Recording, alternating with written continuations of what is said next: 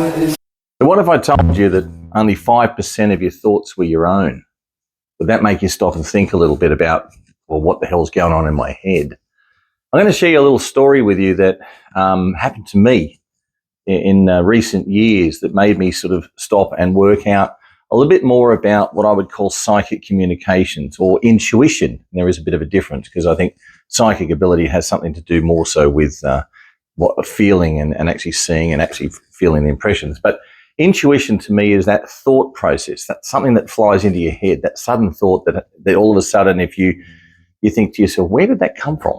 Why did all of a sudden out of nowhere I have that thought? You know, it may be that how would I put it? Between you and your partner, sometimes you might be going, oh, I was just thinking that while you're driving along. The old adage of someone saying, oh, I knew the phone was about to ring. Someone said that the phone was going to ring, and all of a sudden the phone started ringing. I knew it was you because I was just thinking about you. It's that type of information. So I'm going to share you a story that happened to me in recent years that in a way trained me to listen to what I understand now as my intuition, and also what I also know as direct communication and mediumship through my own thoughts in my head with people who are passed on. Now, the story happens to be that it was in 2017, and I remember the day exactly. It was the 6th of June, 2017, and I'm sitting at my table, and I was living in Melbourne at the time. And while I was sitting there, I was just typing up some stuff, and all of a sudden I had this energy around me. That's the best way to describe it. It was a feeling of an energy, a presence that was standing behind me. And in my mind, I just went, who's that? And I get, Harry is the thought, the first thought that pops into my head. And stupidly enough, I said, Harry who? And obviously relating to the designer. And this person says, your grandfather. Now, my grandfather, which on my mother's side, was a gentleman called Henry Price. And Henry Price was always known as Harry. And I was sitting there, and this energy was still around me. So I could feel like I was being encompassed by, that's the best way to describe it, an energy, a presence around me. I had the hairs on my back were standing up. Not that I've got many hairs on my back, but my hairs on my arms were standing up. And I was sort of feeling that tingle of someone there. And so I went with it. I just decided to communicate, and having to explain it in such a way as it's my own thought. I think something in asking a question, and back comes an answer that I'm not expecting in a tone or a quick thought that gives me an answer. And then I just went with that, and I start to walk with it and go through it. And that started to work. In this instance, that conversation with my past grandfather said to me, I said next, and this was the story that we were going on with, why are you here? And the response was, I want you to get my war record. And I went, oh. So I said, as you do, where do I get that? And he's gone, online. And I'm like, oh, okay, because I'm sitting in front of the computer. And I'm thinking, geez, this is a little bit corny nearly. And I went, okay, so where do I go? So I do a search, and I find that there is such a thing that you can apply, especially as a relation, so in this case, a grandchild, for a copy of your war record of your grandparents. So I decided at this particular time, my daughter was sitting on the lounge watching television in front of me, and I'm going through this whole conversation in my head.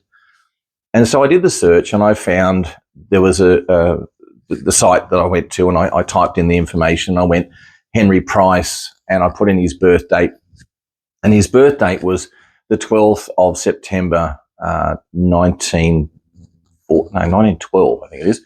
And I'd have to go back and check. And so I put it all in, and it just wasn't coming up. And I'm going, there's no record. And I'm sort of saying in my mind, there's no record. And then he comes back, and I hear it clearly, reverse the date. And I'm thinking, oh, okay. So I made it 9/12, i.e. put it into an American context, not like we do here in Australia. So that the 12th of the 9th is 12/9 in Australia, but if you're born in the US, it always goes 9/12, meaning the month comes first. So I put in 9/12, and sure enough, up comes Henry Price. And I did the search, and I had to purchase his war record. Now I'm sitting there, having another conversation in my brain going, Ma, see, you didn't even know what day your dad's born. It's the 9th of the 12th. He's a Sagittarian. He's not even a Virgo, like you said. How crazy are you? And then I hear another voice very quickly back saying, well, you got it wrong, right? And I'm like, no, I haven't, blah, blah, blah. And I know that the other voice I heard was my mother, because I'm fairly used to communicating. But this was a real test to me. And so I then went in and I did it, downloaded the whole lot, and sure enough, down comes this file of about 22 meg, and it's his whole war record from when you entered the war, which was, I think, the 22nd of the 4th, 1942, right through to the end. And in there was a whole heap of information. When I went through there, sure enough, the actual person putting in the war records got it wrong. His birth date was the 12th of the 9th, 1912. And so therefore they got it wrong. 1915, sorry, was his birthday, 1915, not 1912. So 1915. And so I've gone, listen, well, that's very interesting. So we've got it right. And as we're sitting there and I'm talking and I'm in my mind, I went, I was sort of saying, thank you very much for coming to me. And I was really excited and I started to share it with family. And as I went through, something very interesting happened. I looked at it and I saw, because I knew my grandfather had died when I was young, but I didn't remember when exactly. And it came up that his date that he passed away was the 6th of the 6th, 1974. What was most amazing is the day that he's come to me is the 6th of the 6th. So it was actually on the day that he died that he's come to me and made his presence for. Now this poses the question. If you go back to the history of things like Halloween, it's supposed to be the Day of the Dead, when the dead can come back and be closest and represent themselves to you. Now, whether that is the case or not, but from an astrological point of view, it makes a lot of sense because your soul, the actual soul of the person, is the sun. And so therefore, the day of your birthday is the day that the sun returns to its original position of the day you were born, i.e. the day where the soul is connected to the soul.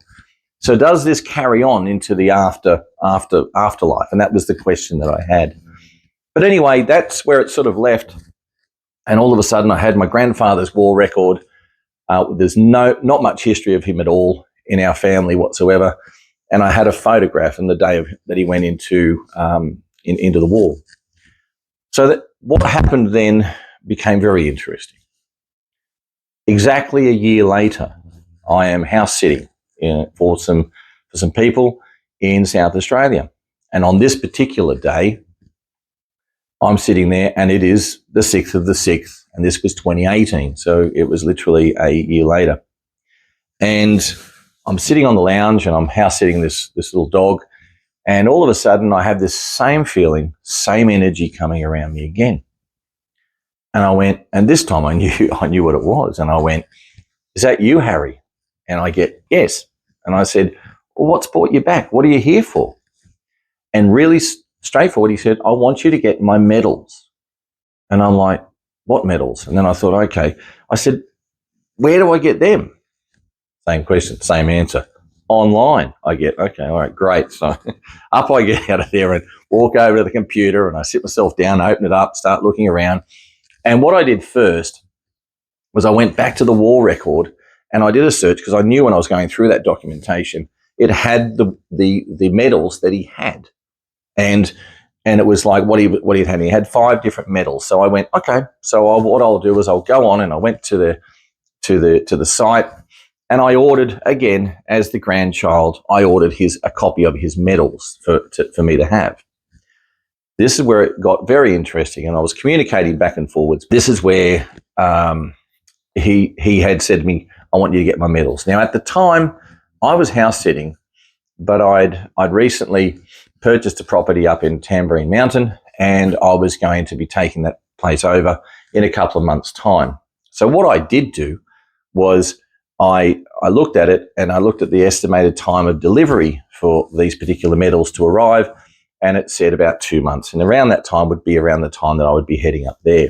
So I decided that the next thing I should be doing is having them sent to that address, and then I'll pick them up when I leave my house sitting job and I go back up to where I'm going to be residing. So here we were, a couple of months later. I head up to Tamborine Mountain. I get there, and sure enough, there's this little thing in the mailbox that says, go and pick up your parcel. I thought, oh, that'll be great. And I go to pick up the parcel, and there's this small parcel about this big. And I thought, that's strange. Doesn't look like 5 medals as such. So in there happens to be this, and there's the medal. And what it is, it's his service medal for World War II, 1939 to 1945. And I thought, why have they sent me 1 medal? And then out came the whole reasoning behind it. That's the other thing I forgot to mention. What he did say to me in the process of getting the medals, I said, why do you want me to get them? And he said to me, because in my lifetime, I never had the opportunity to give you anything, and I want you to have something of me to remember. And I remember that very clearly. So what then happened was I opened it up, and I've got this 1 medal. And I'm thinking, where's the rest? And then I start reading the letter that came with it. And it turns out that medals, war service medals, are basically like real estate. Unless they're lost or stolen, they are the possession of the person they've been given to, and they can't be remade or redone unless they're reported lost or stolen. But what had happened is my grandfather had never been and received his World War II service medal. So this was the World War II service medal that he'd never received from being in World War II. And I just went, wow. Still gives me a bit of goosebumps. But the point was, he wanted me to have it.